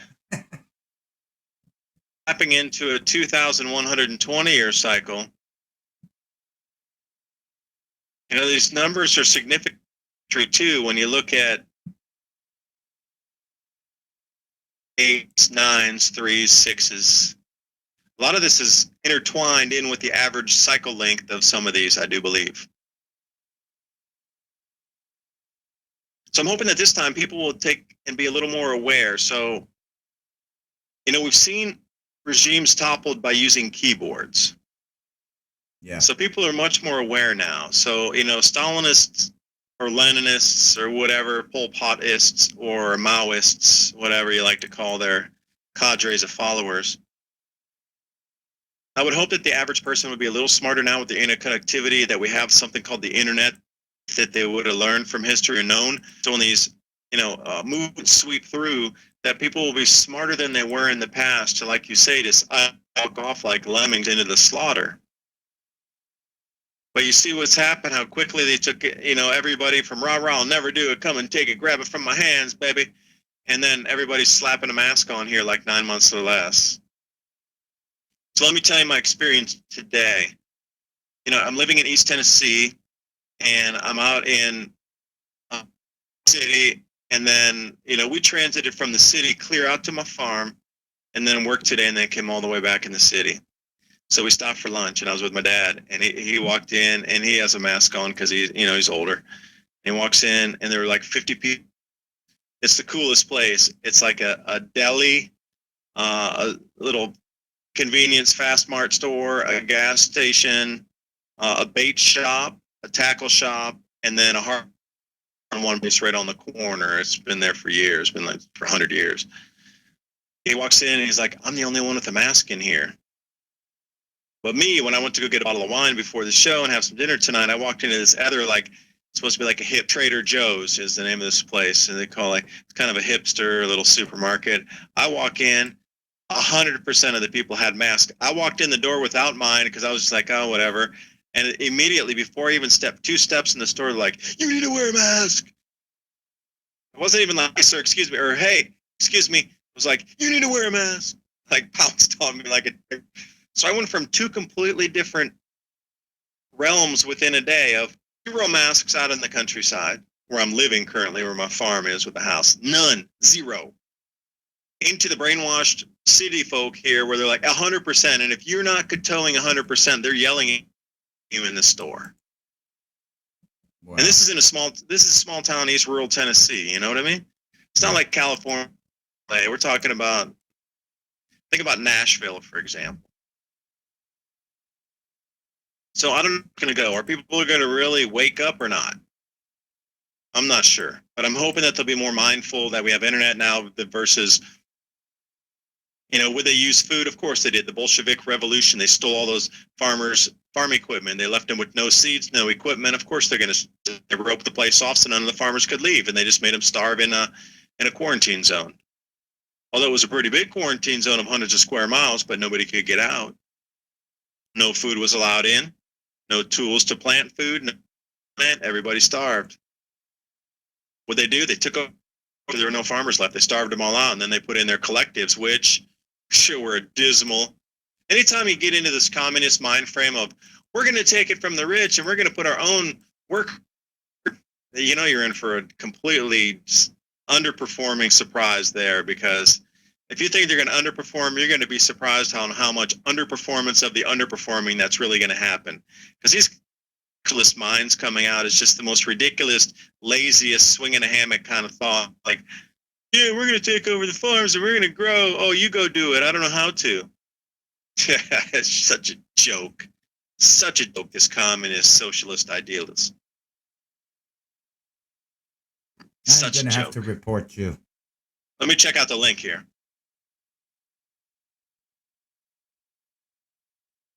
I'm going to have Do I to appear report too negative tonight with these energies and all these things happening? Because I really am at the cusp of me even accepting the reality around me.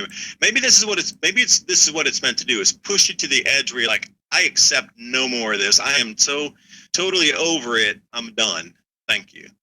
And I hope it pushes everybody to this point where you finally wake up and go, you know what? This reality is not suitable anymore. It needs to change. Yeah. The link I sent you basically is a watered down version of the abilities that the deep state has to look into your life, not only through the devices in your home, but from space to see where you're at, what you're doing, what you own. I saw that one too. I thought it was one of the coolest articles. Yeah. Yeah. And not only that, when you mix it with this idea right here, I'm going to show everybody. UK Home Secretary encourages neighbors to snitch on each other for breaking the COVID rules.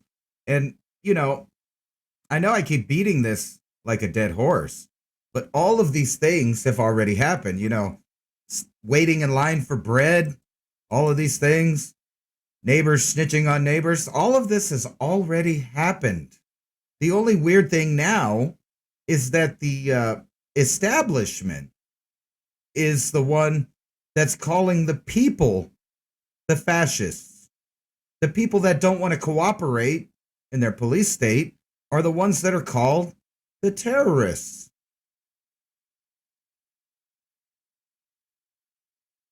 Well, that's always the MO, though. You point the finger and say the exact same that you are against your opposition. Oh, that's standard. What's that? That's been the standard for 100 years. So whatever you are, you call the opposition that exact same thing. Like, what might be funny is if you go into a leftist city and somebody might not be a Trump supporter, but you yell at Trump supporter, I can't believe, then you could get him in a whole heap of their crowd of their friends or whatever. They might not be, but if just saying that and calling them out for, you might be, you freedomless loving, you're a gun owner and you support Trump in the middle of a huge leftist crowd, that person's understand, the tactic just got flipped, babe. Yeah. And perhaps that's what needs to be done, because that's what they're doing, is flipping the narrative on anybody who, but they're just flipping what they currently are onto you. But then since they labeled you, the people around it understand what that label means, and they'll target the person, not the institution. And that's how it's been working. Seems to work so far until we see through it, just like we look through the satellite peering inside the buildings. I think we need to peer through the brainwashing mechanism of governmental control here a little bit deeper as well. Yeah, it's like step by step. The movie The Matrix is like out there. So you look at that picture and you can see that there's a whole digital world, another realm, another reality that's keeping track of everything in our supposed 3D realm. And then at the same time, you realize that every device is paying attention to you and all of the trends are be giving to you, your styles, your medications, your ideas. Really, from birth to death now, there's no time for a human being to ever come up with an original thought in this new system. So it's no wonder that people seem like they're zombies whenever you're awake to certain things and you realize just nobody else notices it. Like, there's a whole percentage of the population, for example, that never looks up. They never look at the sky. They never see these celestial alignments or none of this stuff. So they never even notice that the energies change. They just keep going with the fads that they're given. And it is a weird thing that we're actually at a point, just like in the Matrix, where they talk about how every person wants to fight for the system that they're part of and that they're a slave to. If you mess with their idea about this system and tell them that maybe it's not legit, maybe it's controlling them, maybe it's the wool over their eyes, they're going to fight to keep it. It's just like in the movie. And what's even sicker than that is when you realize that most of the actors in that movie are socialists and communists politically, and they provide this fantasy world where, think about it, the organic, natural born people are being hunted down by the transhumanist people that want to live in the digital world because they're the bad guys, because they're a natural living human being. And every day we're seeing this, right in your face. They made fun of you about how they want the world to be. And I know I brought this up already, but really, you guys should look at the movie called Songbird and realize it was filmed before the ordeal you're having, or at least partially filmed or written, and realize that there's no way that they could have came up with that script to show how reality is now.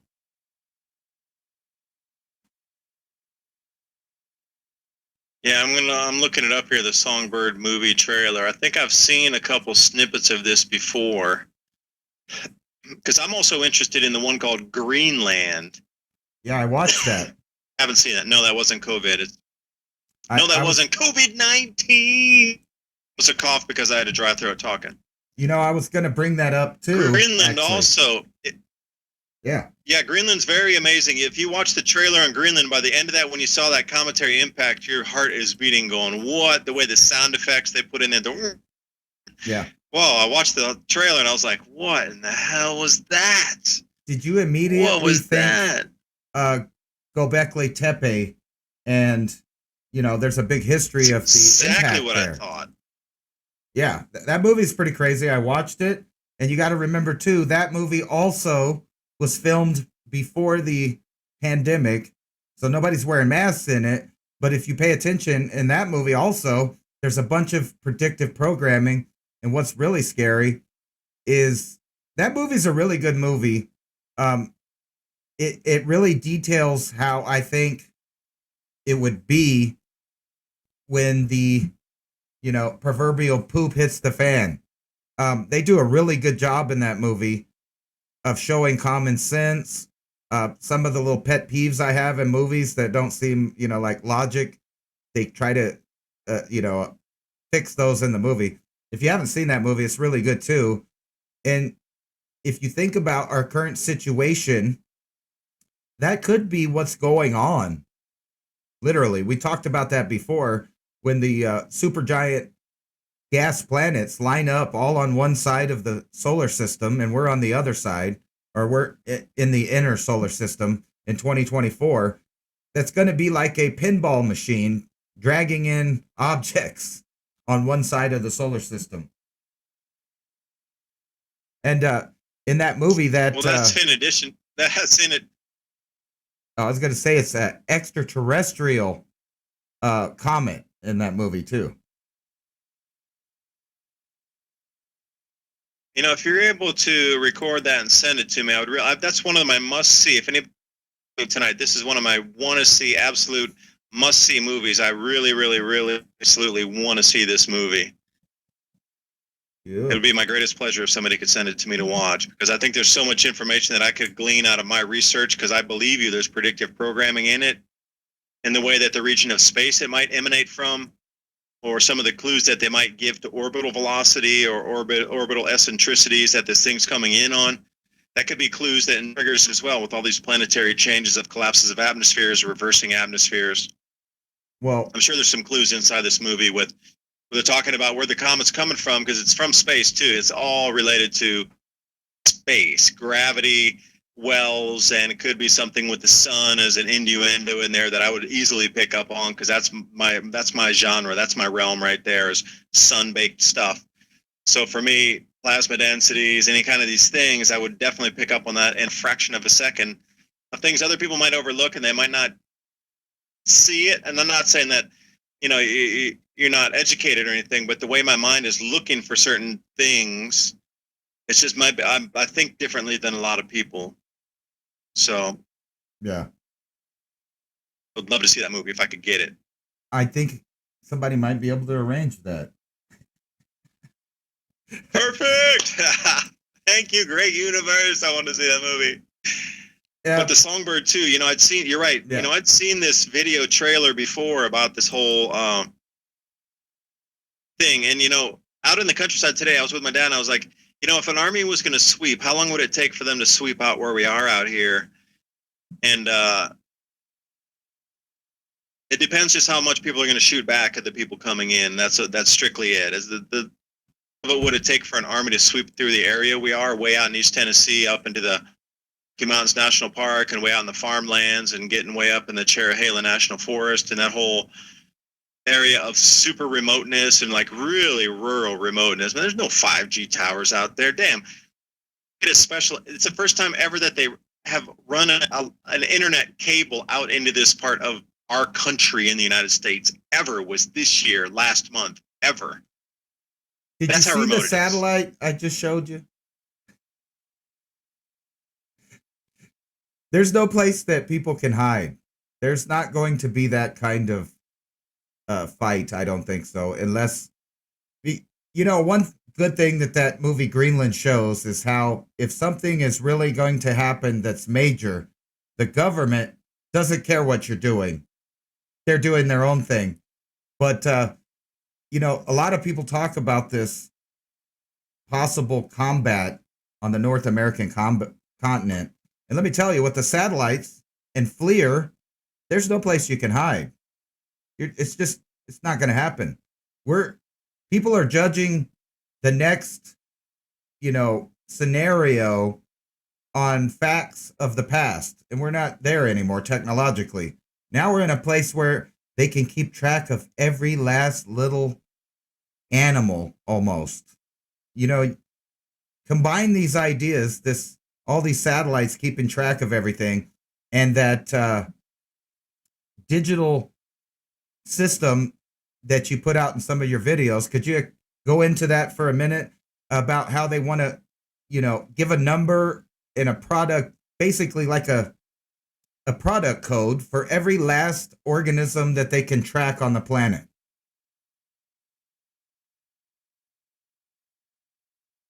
And I would start off by saying, if anybody has property that has a cave, it's your first hidden. You want to really buff out your cave, and I'm not talking like man cave. I'm talking about getting away from FLIR radar kind of cave. Secondly, if you know, okay, FLIR is one thing, but heat signature, you know, a lot of special forces, they're looking through and they have like heat signature, you know, drop down visual displays. If you didn't know this, if you're moving through that sunset hour, because everything's been heated during the day, and the heat signature is really hard to register. This is one time. That's why these guys always go out at night or early morning, because the heat signature of everything that's been cooking in the day, during hot sunlight day, you can't differentiate almost anything. Even at night, it's still going to take an hour or so for plants to start radiating different signatures of heat. So if you're able to run along the tree line, it's very difficult. A, you're disguised in the shadows and it's just blending in with everything else. So those are the two things. Also, little tricks. If you're going to be running and trying to get somewhere, you're going to want to wait until right at sunset and run in the shadows right after everything's cooked all day, because some of the trees are going to register hotter than you. Now, unless they're able to pick out your full body shape, and again, if you're going to get on the ground and move around or pull back and hide, you're going to want to come into a circle in a crouch position because that won't register as you like a standing silhouette figure. You're going to want to get down into a crouch position and perhaps hands and knees or roll for a little while to get away, but you can't take that human position. But use the heat to your advantage. Understand the shadows to your advantage. Understand the daylight patterns of heating things and cooling things to your advantage. In the morning, you're a sitting duck. Your heat is going to resonate. You're going to be a glowing Roman candle out there the whole time. So if you're going to need to move, you're going to want to move an hour or two before sunset when everything's cooked all day and you're really not going to blaze out on the heat. Now, if they have specialized infrared and FLIR going through, they're going to pick out your body shape. But otherwise, your heat's going to be, because you imagine like a day that it's 105 degrees Fahrenheit in some of these places in the Southeast, your body's only at 98. Like the plants are going to be hotter than you. And that's the whole thing. Like these heat signatures, if you're anywhere, you're going to be able to blaze around real easy without being spotted, and especially using the shadows. They're going to get way hotter. They're going to be 99, 100, 102, 103 degrees, holding that temperature for hours in between the last daylight hours of the day and coming into the dusk. So you could use all these. There's really a lot of advantages in the summertime to blazing around. But this identity for all. So to answer your question there, Ransom, I'm taking in like a parallel approach here, like a double lane highway. The first thing is this identity for all. It's called I4A, Global Biometric System. And that's something very different than they're trying to roll out with the COVID passport and thing. It's going to be a hybrid of digital.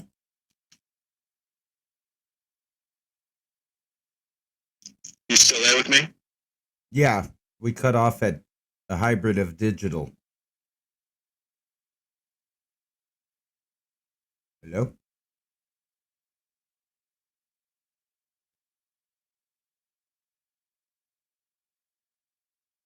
Well, poo.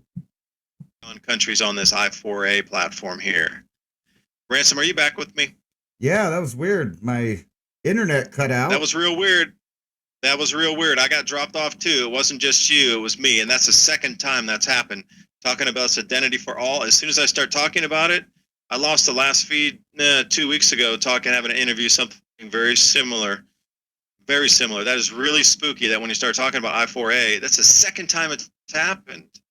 I didn't touch anything, and all of a sudden my computer just went straight into hibernation mode. Yeah. And it never does that, ever does that, because I'm on here on the show, and as long as there's a program or an app running, the computer said not to shut off.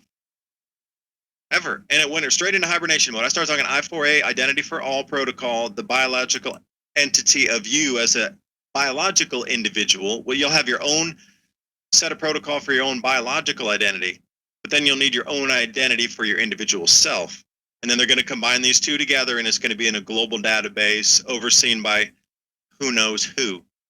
It's all these same big corporations interlacing amongst each other. See, what they do is they set up foundations, and just like, okay, we got the G-Man and his foundation. Well, there's all these others as well, like NVIDIA, and you can name all these technology companies that do the exact same thing. Visa, whatever it is. And then they set up their own, let's say, sovereign they set up their own foundations. And then inside there, they run all these. That's the development end of everything that's going to be for the identity. So then they're blending now the biological and the individual identity into I4A. But then on top of that, they're going to call this biosurveillance, where in real time, they're going to be able to know every biological entity on the planet. So if a field of rice is planted, they're going to know that in real time within 5 minutes or less. So if something harvested, they'll know that at the same time. And then they're going to try to balance this with the amount of resources. And then with you, with your biological identity and social credit score, you'll be allocated a certain amount of the resources of the planet in real time based on your identity. And I'm sure that's if you're a good citizen and comply or not. So if a ton of rice is harvested, there's a ton of rice now available for consumption, you're going to be able to get that in your regional area. And again, I was coming down to, I have a farm and I have my own individual forest, but see, they're going to be patenting trees. So let's say I have a hickory tree. Since it's patented by a company, if I want to cut my own hickory tree on my own property, I'm going to have to get a permit to cut my own hickory tree because it's already patented. So then I'm going to need a usage fee to pay to cut my own tree on my own property because it's already patented by somebody else. So I'm basically using somebody else's biological property. And this, I kid you not, is where it's going in the future if they have their say and their day. But I hope we don't. I hope we can push back with the solstice changes in the energetic levels of us as a human society coming together to manifest this higher realm and blast this darkness out. Ransom, any last thoughts? We're coming right to the end here, and we always get cut off by the music, but thanks for joining tonight. Such a powerful time with all these overlapping massive cycles in time and energy where we can take back our planet right now. I do not consent, but I do consent to all of us coming together to take back our power and remove the darkness that's held us down for so long. Ransom, last thought? Well, I'm afraid if I say the wrong thing, they'll disconnect us. No, that was very bizarre. My computer and internet all locked up. So did mine. Peace. Wrong subject, wrong think, my friend. We're back in the Gulag Archipelago in 2020. Revolution Radio Studio A, thank you for listening. FreedomSlips.com. Consider a donation to keep this type of free speech on air. If you liked our conversation, please donate for the new year to keep it rocking right here on Revolution Radio. Sam DuByne, your host, right along here with Rachel Godwin. See you next week. Thanks for listening. Wow, that was very interesting. Seems like there's a bit of a communication issue in the year 2020. Hey, but what do I know? It's 420, 177.6 on your freedom of speech dial. And since you're watching me on the backup channel and on Brighteon, and soon to be on multiple more platforms, I hope to stay in touch. You can't ban me YouTube. You can't ban me Twitter. I'll just pop my ugly head back up again with a new name, with a new email, forever, until they lock us down, where our identity is connected to every single thing. And then there will be no more privacy in the minds of men. It's 11:59 at Radio Free America, and this is Uncle Sam with music and the truth until dawn. Right now, I got a few words for some of our brothers and sisters in the occupied zone. The chair is against the wall. The chair is against the wall. John has a long mustache. John has a long mustache. It's 12 o'clock, American, another day closer to victory. And for all of you out there on or behind the lines, this is your song. Don't want the answers, never there. Don't want the answers, never there. Don't want the answers, never there. Don't want the answers, never there. Don't want the answers, never there.